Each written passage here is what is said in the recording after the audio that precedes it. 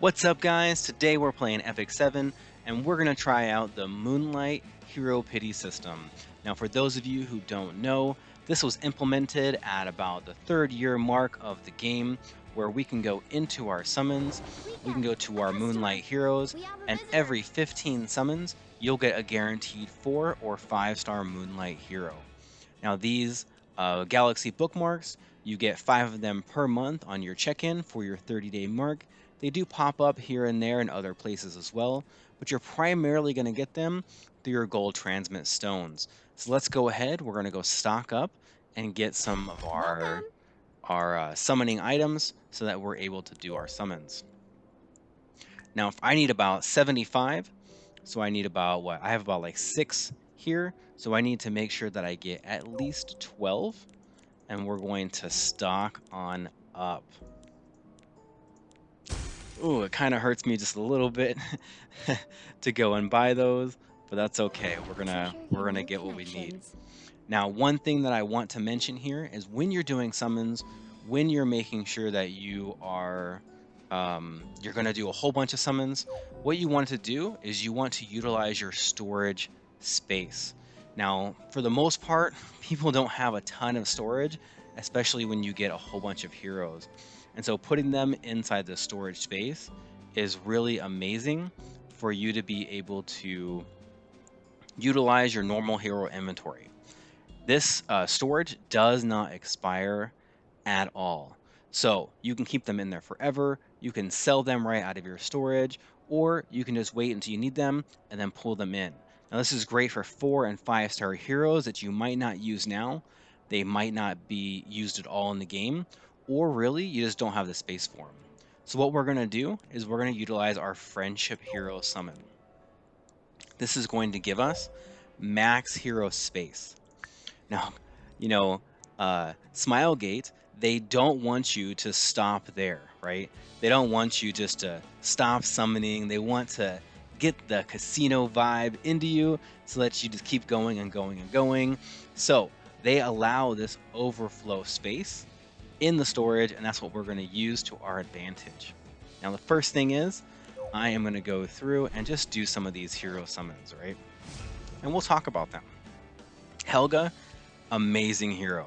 If you see my videos, she has a specialty change, and I use her for a ton of things. But I really do like Helga. She's got kind of an amazing, very aggressive personality, which is kind of fun when you're playing this. Now, Rin, some people love Rin, some people don't. I have never really used her. She's not a very popular meta hero, and I don't really think that she brings a whole bunch to the table, but you're welcome to use her if you really want to. People swear by her, especially in RTA, and I just never got around to building her. We do have a dark connection hero here, dark elemental summon. Now, you get these through special events. We got it through the fiery chill thing with the girl, and she's got the ice bikini. We got this. So this is a 3 to 5-star hero. I'm not expecting much. If you didn't do the event because you thought this was going to be garbage, well, now's your chance to see exactly what happens. And we get nothing, right? That's okay. Gerardo. Gerardo was amazing when the game first came out. He fell off. I have an SSS copy just in case he gets a specialty change, but you're not going to build him at all. He's going to go right into storage, and that's just fine with me. So let's go into our Moonlight hero. Now, before we do that, the Astomancer Elena just came out. You can see I'm on Mystic Pity. I don't want to pull Mystic Pity, then do Moonlight summons, and then get her, and then I get coins, right? So make sure that if you have any Moonlight summons that you want to do, that you do them before you go in and start summoning on your Mystics. That way you can avoid the regret. But we're gonna go 15 summons and see what happens. And we get it right away. This is good. This is good. I am missing some heroes, so we'll see. No 5-star, and that's just fine. Okay. So Celestial Mercedes, she needs a buff. They use her in some things like one-shot As a manic hunts, the bug guy. People use her. To be honest, I got her. I leveled her to 60, never used her, but she is used for a couple things. She needs a buff. She's not going to be mainstream until she gets that buff. And you know what we should do? Let's look at the drop rate. So 2.5%, 27% on the 4-star summons, which means that if you do like 10 summons, then you should get something like 3 4-star heroes. I'm doing 15, so I should be getting somewhere around 4 to 5 4-star heroes. I'm not expecting a 5-star. It would be really cool if we get one, but 2.5%, and then guaranteed 4 to 5-star at the end. Let's do it again, and we get 3-star hero, Gloomy Rain. Not used. She needs a specialty change. We're waiting for it. All the Banshees are going to get one, and her turn is going to come. Let's get some more shine. Okay, this is good. This is good. I like this. Can I get a bunny? Nope. Come on. Okay. Fighter Maya. Now, Fighter Maya can be pretty good. You build her as a defense base, put a whole bunch of crit and crit chance on her, and she'll do a ton of damage when you get to the Hall of Trials. You can also use her in PvP as a light tank for some of these dark units, and she does really well. I don't really remember if they took her off on Extinction. Yeah, no longer extinct. Now she gets an extra turn, but you can see that fat 300% damage dealt when the enemy HP is 30%.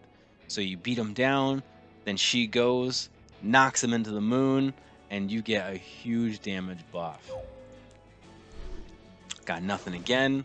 Let's see who this one is. Eaton. Okay. Now you can stack Eaton with 30k health. He gets, 30k, 50k health, ton of health. And what he does is he protects his allies. So receives 30 damage taken from the ally in their place, which is basically a built-in Aureus, right?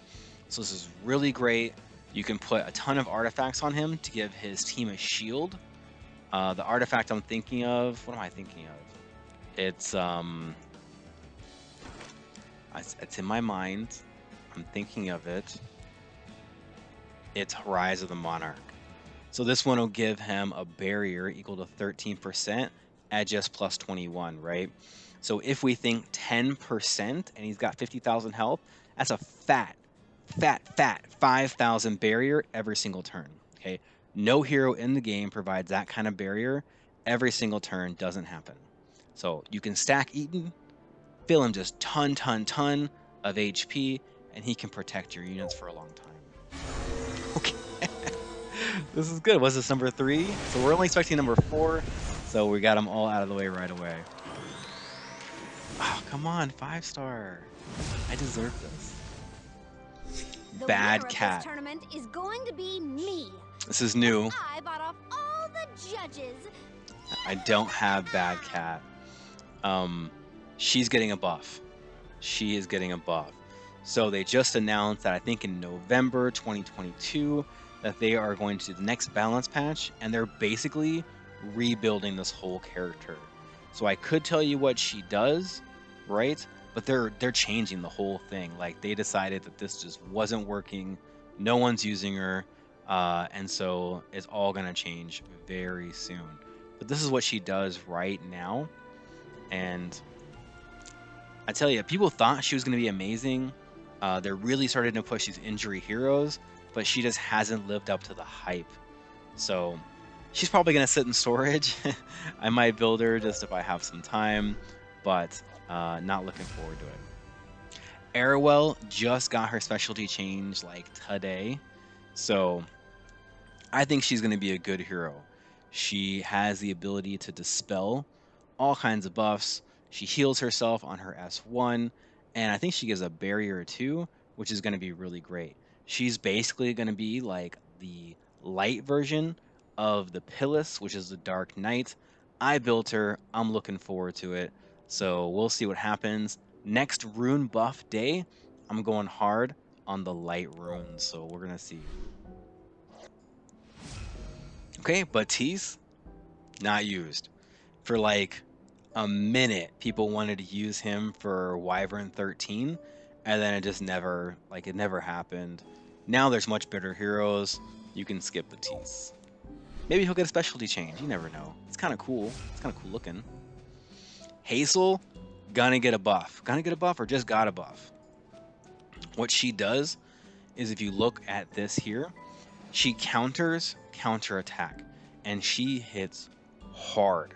Every time that someone counters you, you get 1,000 damage on your S1 and your S3 up to 4,000. So she does 500 fixed damage plus 4,000. She's hitting for 5,000 on an S1. No problem, right? No problem. Amazing hero here. Now it says regardless of whether the attack hits, which means that you can go into a Violet S1 for 5,000 and doesn't matter, doesn't even have to hit him. And the best part is, if you look at it, it doesn't say on her turn, which means that you can put her on counter gear and this is going to work just fine. Counter gear, super high into the crit damage, and let's let her S1 these countering heroes all day long. I haven't built her. I was actually looking forward to it. I got her really late, and you know, just haven't used it. Now Mursa is interesting. She's kind of an OG hero. She was amazing at the height of evasion. People used her to with assassin, right? And then it gave her like 70-80% chance evasion, and then she would just kill you. Now, not so much. People don't really use her. If somebody pulls out a Mursa on you, they mean business. They mean business. But you know, you just pull out Hwa Young, and then it's over, right? So not as good as she used to be. Usable, but not as good as she used to be. Champion Zerato. You guys have seen my video on Champion Zerato. Love this hero. He's amazing. He's a cocky little ass, but so fun to use. If anyone pulls out an AOL against you, Champion Zerato, instant win. It's all done, right? Now I use him on my full auto Hell Raid, normal raid. He's gonna do a ton of damage. You can put him on your free lifesteal gear from doing Abyss, and he's gonna do amazing things. I like him a lot. He did get recalled a while ago, so he's not gonna get recalled again. So if you have him and he's all stacked out, you know, go ahead and transmute any extras. But he's amazing just the way he is. Now Celeste, doesn't she have like the highest speed in the game or next to highest speed with Kayron and with Ran? Mainly what she does is she does decrease combat readiness, and when her health is 80% or more, cooldown does not occur. So she can hit all enemies every single round, reduce their combat readiness by 20 each time. It's amazing. It's amazing. You can build her at a ton of speed, a ton of effectiveness, and then you'll just cycle over and over again. Now it takes really good gear, but it's going to be great. Now look at this too, speed imprint. So there's not a ton of guys who give speed imprint to the whole team. If you're pulling out a Celeste, you want to go first, and everyone knows exactly what you're gonna do, but she's so good at her job. 5-star? Oh, come on, bro. Okay. Assassin Coley. She's like an A Sid, but a little slower. Now, what Assassin Coley does, amazing, right, is right here, silences. So if you go first, she's gonna one-shot nuke someone, silence the whole team, and it's really great. Now, what's important here is that you have to put penetration set on her. So penetration was really amazing for an Assassin Coley, really amazing for an Acid. Get a bunch of speed on it, put a lot of damage gear on her, have like Lilius go first. She's gonna give her that sweet buff. Assassin Coley goes next, kills a squishy unit, and boom, silence the whole team. It's great. Also, super hot, right? Assassin Coley, amazing. I haven't run mine in a long, long time. Just because I just don't have, like, I never got gear that was super fast and did a lot of damage. Ricorous, he has a specialty change, still garbage. I don't use him. People will like him for, like, you know, like digital husband, like anime husband type deal, but but I'm not worried about that, so it doesn't matter to me. Okay, I don't know how to pronounce this, but Yoon's what we're gonna call her. Not really used as far as I know. As far as I know, she gives attack and immunity and decreases debuff duration. Okay, and that's cool. Grants barrier to all allies for 2 turns after attacking 4 times. So not very reliable for a knight. She doesn't provide it on the first turn.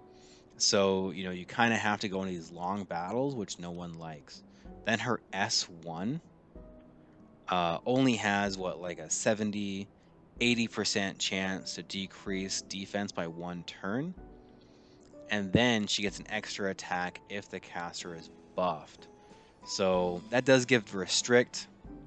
I don't know. I don't see the value. Maybe there is value here, but I just don't know how to use her and put her into a team that's going to make her successful. So don't use it. Don't use it. Okay, so we're down to our upgraded summon, and I guess my math, like I can't math right. I don't know. Two summons too much. That's okay. We are going to do them. So guaranteed 4 5-star summon. I think we got 5 so far. Let's see what we get here. Now I'm going for this guarantee 5-star summon. 5-star summon. Never gotten one. Let's see how it happens. Still don't get one. You can't change your luck by making a video. Okay. Angel of Light. Angel of Light literally broke the system when she came out. She was so amazing. Everyone wanted her.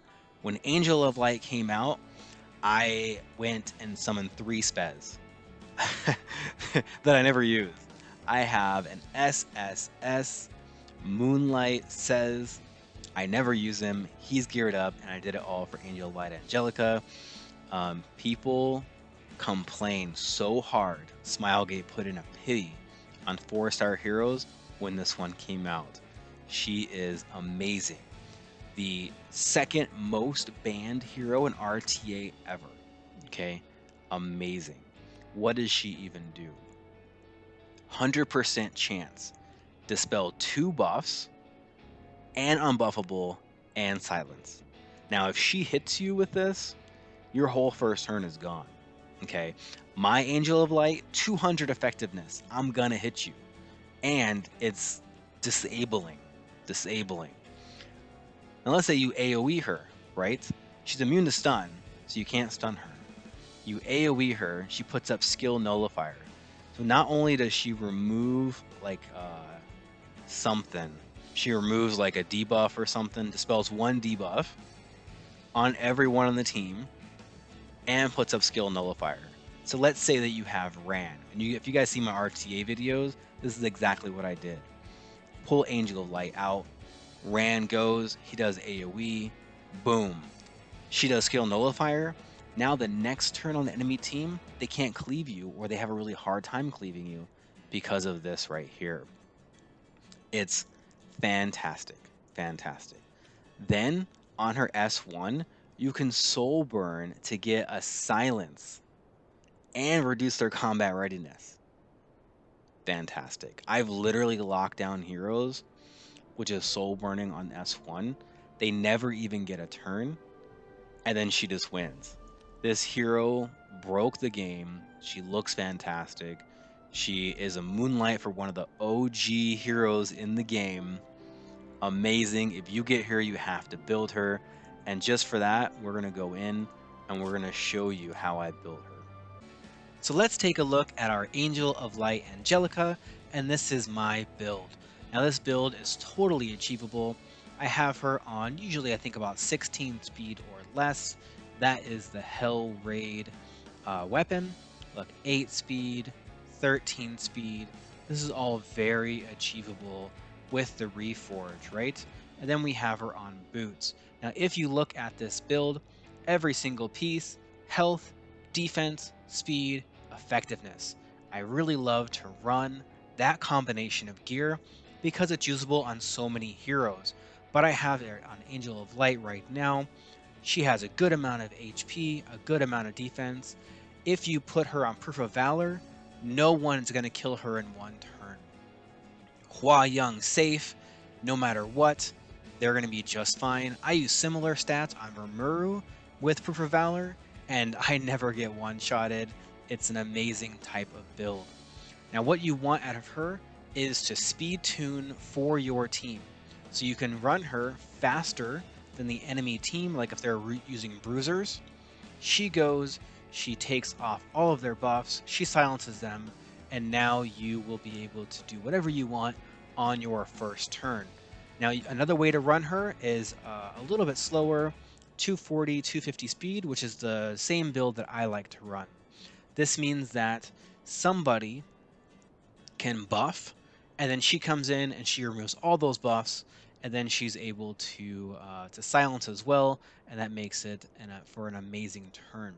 Now I keep her at 192, pretty close to 200, and you're going to debuff almost everyone, including things like Maid Chloe, including things like Dien. People in the upper ranks might run more than 200 effectiveness or effect resist, but at 200 you're pretty safe to do whatever you want, and I like that. An alternative is to put her on a different artifact to help with that effectiveness, or to help her survive longer, depending on what you want out of your build. Now I use Spirit's Breath, and the reason I use this is because I'm able to use her S3. It has a 4-turn cooldown. That might make it 3 turns. And then if I proc S2, then that might make it 2 turns. So this will enable you to use your S2 and S3 every 2 or 3 turns, which I really like out of her. But again, you can choose a different kind of artifact that is going to work for you. I love this build. I'm not going to make her any faster than this. To me, perfect build. She worked very well all the way through Challenger and RTA. I use her in Guild War. I use her in Arena. Fantastic, fantastic hero. And that's the end of our Moonlight hero summoning session. Now don't forget, every 20 summons, I think I said 15 earlier, every 20 summons you're going to get a guaranteed 4 to 5 star Moonlight hero. Now we pulled 5 4-star heroes plus our guarantee, which made 6, and that's not too bad out of like 15 or whatever summons that we did.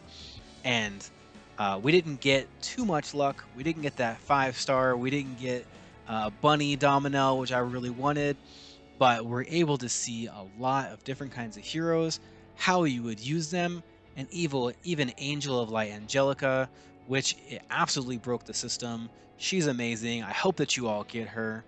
Until next time, good luck on those summons, and happy hunting.